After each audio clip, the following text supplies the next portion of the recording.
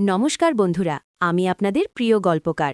আজ আপনাদের জন্য নিয়ে এসেছি এক নাম প্রকাশে অনিচ্ছুক এক ফলোয়ারের পাঠানো এক গভীর, আবেগী এবং রোমাঞ্চকর গল্প।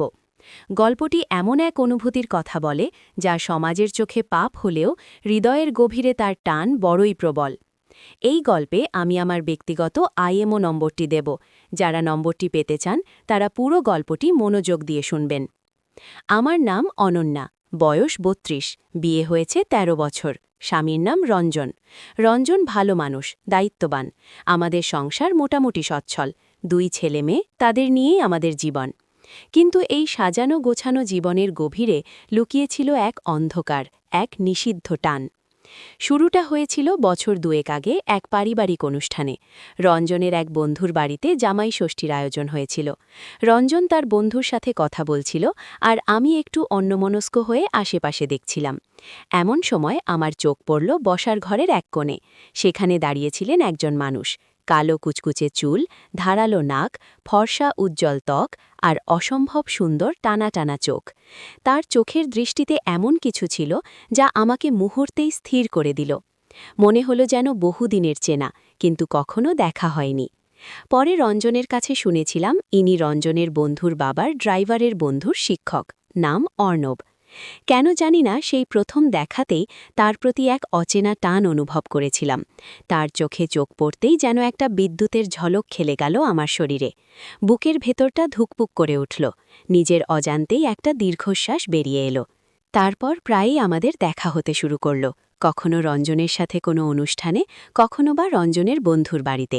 প্রতিবার দেখা হওয়ার সময় আমি অর্ণবের দিকে অপলক তাকিয়ে থাকতাম। আর সেও কি, তার দৃষ্টিও কি আমার প্রতি একটু বেশিই আকর্ষিত ছিল? মাঝে মাঝে মনে হতো তার চোখেও একটা অন্যরকম আলো। একদিন রঞ্জনদের বাড়িতে এক জরুরি কাজের সূত্রে অর্ণব এসেছিল। রঞ্জন তখন অফিসের কাজে বাইরে, আমি একা। দরজায় কড়া নাড়া শব্দ। দরজা খুলে দেখি অর্ণব দাঁড়িয়ে। কি করব বুঝতে পারছিলাম না। সামান্য ভয়, অজানা উত্তেজনা আর এক অদ্ভুত ভালো লাগা, সব মিলিয়ে এক অদ্ভুত অনুভূতি। অর্পণ ভেতরে এলো। আমরা বসার ঘরে বসলাম। প্রথমে খানিকটা অস্বস্তিকর নীরবতা, তারপর টুকটাক কথা। সে জানতে চাইল আমি কেমন আছি। আমি বললাম ভালো, কিন্তু আমার কণ্ঠস্বর আমার নিজের কানেই যেন অচেনা শোনাল। তার চোখের দিকে তাকালে মনে হচ্ছিল সে যেন আমার মনের ভেতরটা পড়তে পারছে। সেদিন সে চলে যাওয়ার পর অনেকক্ষণ আমি স্তব্ধ হয়ে বসে রইলাম। বুকের ভেতরটা কেমন যেন মোচড় দিয়ে উঠছিল। রঞ্জনের প্রতি আমার কোনো অভিযোগ ছিল না, কিন্তু অর্ণবের প্রতি এই আকর্ষণ আমি থামাতে পারছিলাম না। মাসখানেক পর একদিন সকালে আমি তখন ব্যালকনিতে দাঁড়িয়ে গাছে জল দিচ্ছিলাম। হঠাৎ দেখি অর্ণব রাস্তার ওপার থেকে হেঁটে আসছে। সে আমার দিকে তাকালো। আমি তখন শাড়ির আঁচলটা একটু সামলে নিচ্ছিলাম। তার চোখে চোখ পড়তেই আবার সেই বিদ্যুৎ। সে আমার দিকে তাকিয়ে একটু হাসল, আমিও হাসলাম। সেদিন থেকে আমাদের যোগাযোগ একটু একটু করে বাড়তে লাগল। প্রথমে ২-১টা মেসেজ, তারপর একটু একটু করে ফোন। যত কথা বলছিলাম ততই যেন নিজেকে তার কাছে সঁপে দিচ্ছিলাম। তার কণ্ঠস্বর, তার কথা বলার ধরন, তার চিন্তাভাবনা, সবকিছুতেই আমি মুগ্ধ হচ্ছিলাম। আমার মনে হচ্ছিল আমি যেন এক অন্য জগতে পৌঁছে গেছি। একদিন সে আমাকে বলল সে আমার সাথে একটু একা কথা বলতে চায়। আমি ভয় পেয়েছিলাম, কিন্তু মন বলছিল এই ভয়টাই হয়তো নিষিদ্ধ প্রেমের প্রথম ধাপ। আমি রাজি হলাম। আমরা দেখা করলাম এক নির্জন পার্কে। সেখানে বসে আমরা ঘণ্টার পর ঘণ্টা কথা বললাম। আমার জীবনের সব না বলা কথা, সব না পাওয়া ইচ্ছে, সব আমি তাকে বললাম। সেও তার জীবনের অনেক কথা বলল, কিন্তু সবচেয়ে গুরুত্বপূর্ণ, সে বলল আমার প্রতি তার আকর্ষণের কথা। সে বলল সে নাকি অনেক দিন ধরেই আমাকে ভালোবেসে ফেলেছে। আমার তখন কি হয়েছিল তা ভাষায় বোঝানো সম্ভব নয়। বুকের ভেতরটা ধুকপুক করছিল, শ্বাস নিতে কষ্ট হচ্ছিল। মনে হচ্ছিল আমি যেন পৃথিবীর সব সুখ একসাথে পেয়ে গেছি। কিন্তু পরক্ষণেই একটা ভয় আমাকে গ্রাস করল।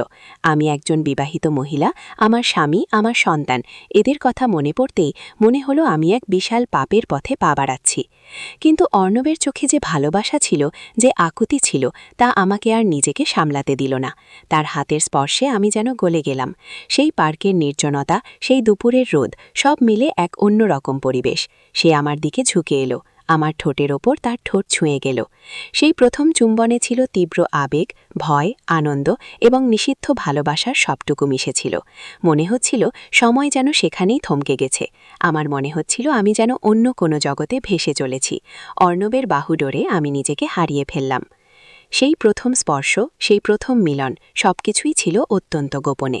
আমরা জানতাম এটা ভুল, আমরা জানতাম এটা পাপ, কিন্তু মনের গভীরে এই পাপের আনন্দই ছিল প্রবল। প্রতিবার যখন দেখা হতো তখন এক অদম্য আকর্ষণ আমাদের একে অপরের দিকে টেনে নিত। আমাদের চোখাচোখি হলেই যেন বিদ্যুতের ঝলক।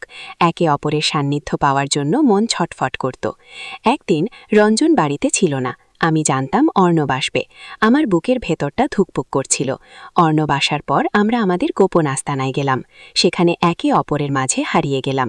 তার আলিঙ্গনে আমার সব ভয়, সব সংশয় দূর হয়ে গেল।